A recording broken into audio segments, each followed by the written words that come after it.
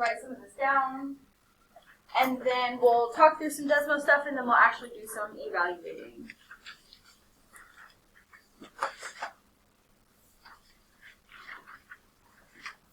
Alright, so on desmos, if you want to make the lines thicker, bigger, easier to see, you can go into this wrench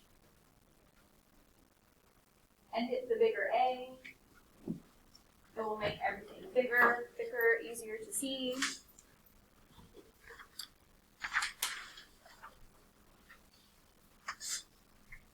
In your keyboard, you're going to find a bunch of the things that you need. All of your operations, your numbers, X and Y. If you need to square something, raise something to another exponent, use parentheses, absolute values, square root, your inequalities. A bunch of that stuff is in your keyboard on Desmos. But there's some stuff that you can do. Let's say you were doing this on your computer, /phone, things like that. Exponents, so let's say I'm on my computer and I type in a random variable and I want this to be raised to the third. On my computer, I can type Shift 6 and it raises it into the exponent. Absolute value, you can choose this button, or you can type in the letters ABS. Use parentheses, and then whatever you put in there will count as if you put in absolute value bars. The square root button is up there, but if you aren't in the keyboard, you could type in the letters SQRT, and it changes to a square root. If you were in this and did the same thing would happen. To get the cube root, you can do one of two things. Type in the letters CBRT, and you'll get the cube root. Or everyone do this, go into functions, scroll all the way down until you see this.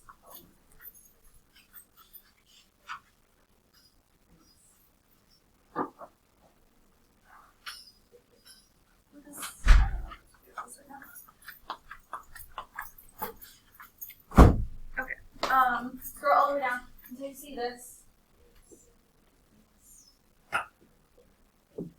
But when you press that nth root, it will leave this blank, so you can put whatever number you want here. Usually it will be 3. Usually we won't do more than cube roots. Also in the functions, we'll use this later. This GCD, we'll use that later in the year. Questions about those so far?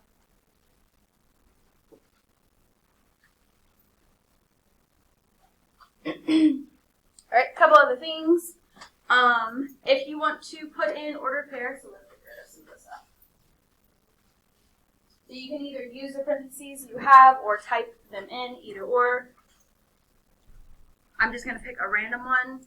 You're going to put parentheses, number, comma, number, and it's going to plot it for you. So you put in a random ordered pair to see that that works.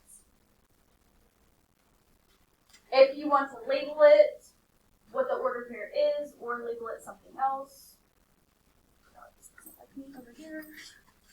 I'm just typing in random letters. You can name it whatever you want. If you want to put in multiple, you can do that.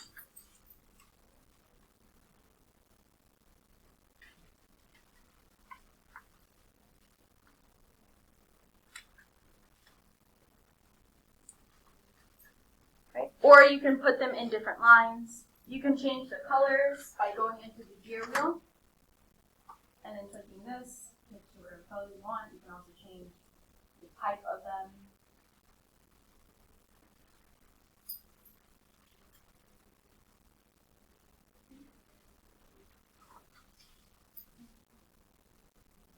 Someone give me a fraction. Any fraction you think of.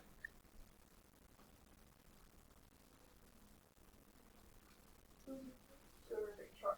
So if I put in 2/3, it's going to give me the decimal, But if I choose this button right here, it will convert it to this simplified fraction. So if you ever need to switch back and forth, that will help you. And then in the plus here, you can add an expression or just click on the next box to add an expression. We'll be using table, but later. And then I think this is the last thing. Yeah. So if I were to type in some expression, I'm going to make up a random one. 3, I'm going to use a different variable, a plus 6. So everyone type in 3a plus 6. It's going to ask you to add in a slider. So let's do that. Add the slider. Then this is going to help with what we're doing today, a good way to check yourself. You can change this to whatever number you want. So let's say I make it 10. It will put this in for A and then do the order of operations and figure out what that is. You can change it to whatever number you want. You could hit play and let it go through all the different numbers.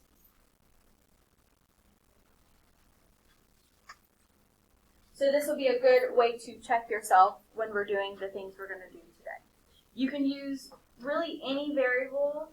I don't know about I and E because those are technical numbers. But if you capitalize them, you should be able to use that. X and Y you can only use if you capitalize them. Right? Any questions on desmos?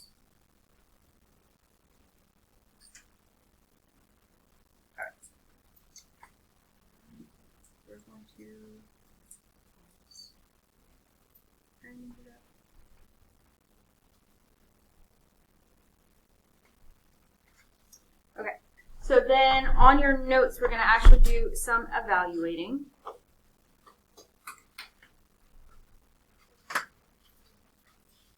So we talked about order of operations last time. Does anyone need another copy of these notes?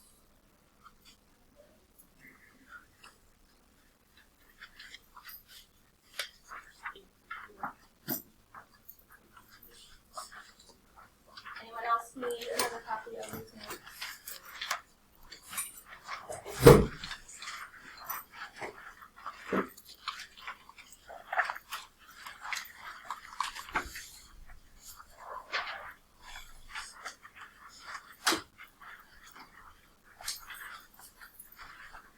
First, does anyone know what it means to evaluate?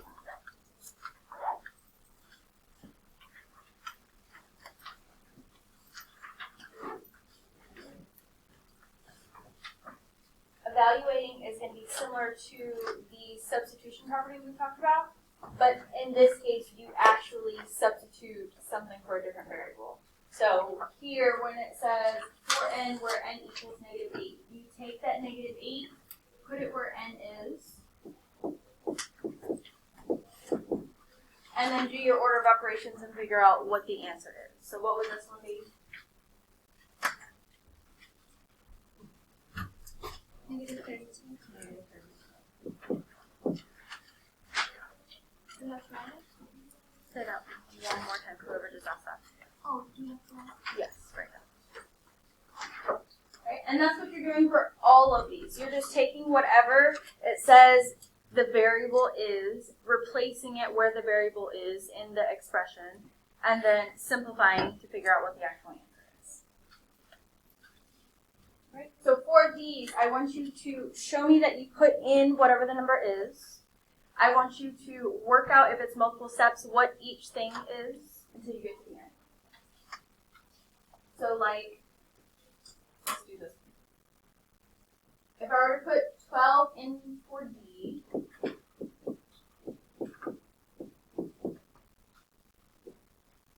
I would want you to multiply the -4/3 and 12 before putting the whole thing in. So if you're doing this by hand, you can put this over 1, or you can put this part in the calculator, but don't put the whole thing in the calculator, not yet. So what would that first part be?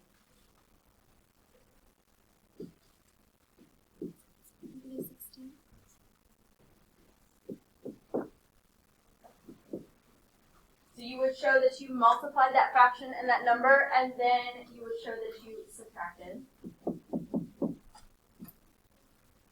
But to check yourself, you could put that entire line into Desmos or your calculator, so go ahead and take a second to do that.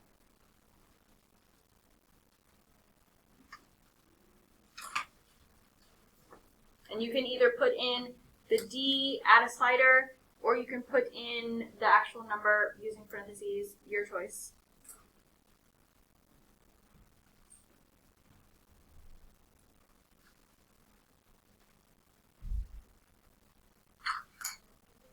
And you should get the same thing. Did anyone not get the same thing?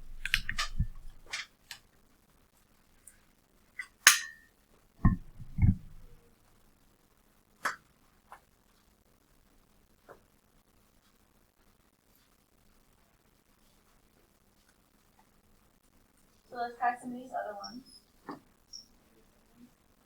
Let's do this one, 3a squared plus 1, where a is 1/2. Same process, put 1/2 in. Whatever you put in, you want to use parentheses. Put that square on the outside of those parentheses. So order of operations, what are we doing first? 3 times. Oh wait, no. First the parentheses. First the parentheses is actually the exponent. So 1/2 squared. And that would give us. Someone said it, but whispered it.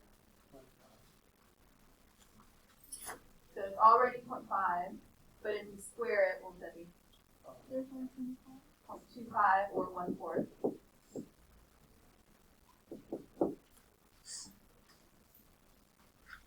Okay. And then in that next step, then we would multiply. So if you're doing it by hand, you're multiplying across.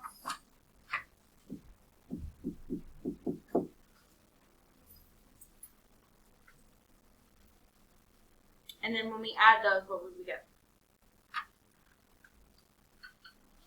So that you can do in your calculator and Desmos. 1.75. Okay. So since we have them in fractions, let's leave it in a fraction form.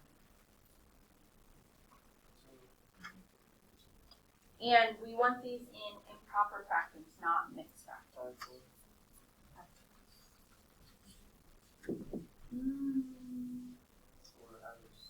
I think it's a little bit more than that. It's 7.2. Because this would be if we were doing this by hand. Oh. So 7/4 would be that answer. And if we check that in Desmos, we should get that same thing.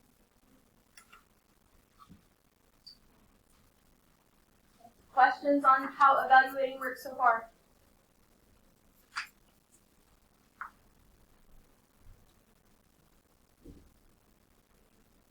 Let's try.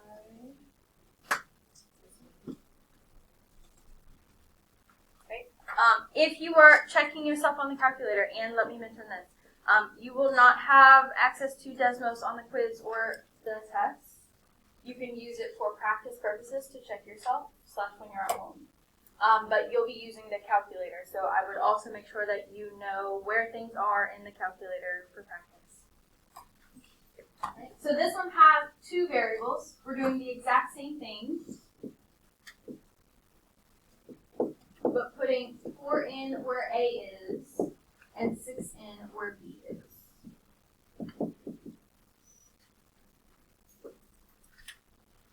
Order of operations, what are we doing first? Okay. So technically, these are absolute value bars, but that counts as part of your grouping. I forgot to include that the other day. Wait, no, but do you do 4 times? Oh, yeah. So what's inside the grouping, we're going to multiply.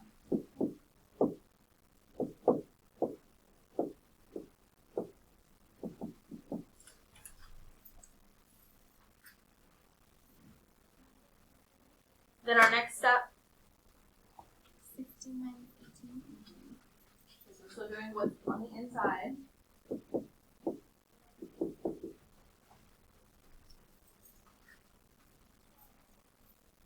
And you may know this already, but absolute value measures distance.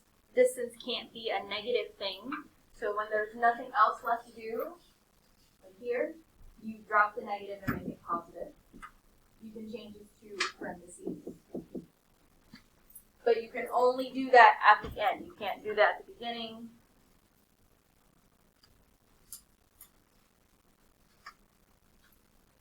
So then multiply and then add.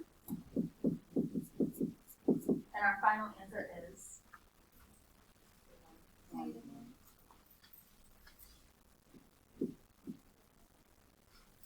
on Desmos, I showed you where the absolute value button is. I'm not sure if I did that on the calculator. We did it really fast. On the calculator, if you go into alpha window, ABS is your absolute value bar. So if you choose 1 or enter, it will put in the bars for you. So if you wanted to put that entire thing in your calculator and double check, you can do that.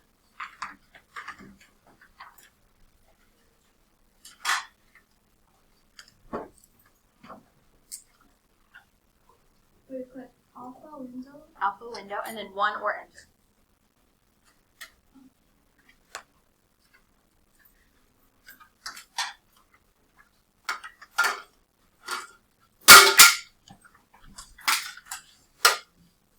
We're going to do one more of these together, and then if there are any others you want to see go over together, we'll do those. So this last one.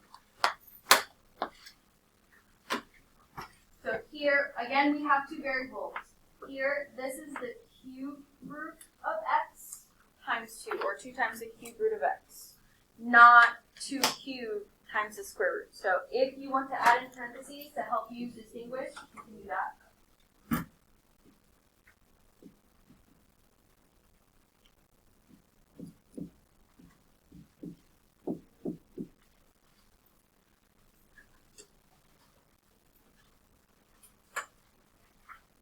What would we do first here? Frequency. Like the square root, the cube root of 27. We could actually do this and this at the same time. So find the cube root of 27. What times itself 3 times will give you 27?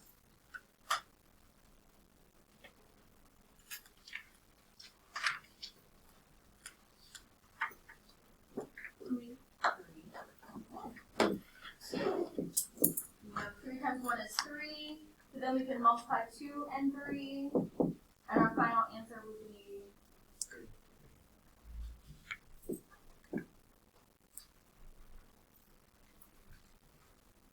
There are problems we skipped over on this page, as well as similar problems to this page on the back.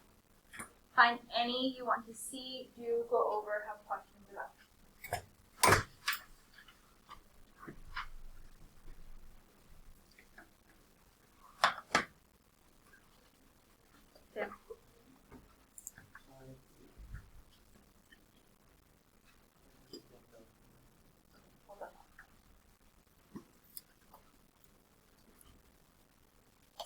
Any we want to see, do, go over, have questions about.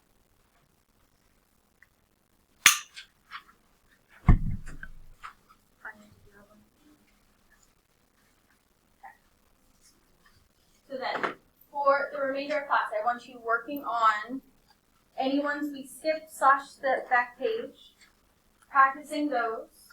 If you would like more practice, there's some up here. Once you feel like you've had enough of the notes practice, if you want to do Delta Math, you can do that, but don't jump to that. Do some of these problems first, and then you can do Delta Math. There is one Delta Math due on Friday on evaluating. Some of you started that already. If you did not do the simplifying, you need to email me, or if you did it after I sent out the thing, email me so I can update your grade. Same thing with translating. Anyone have any questions on what we're doing for the rest of the class?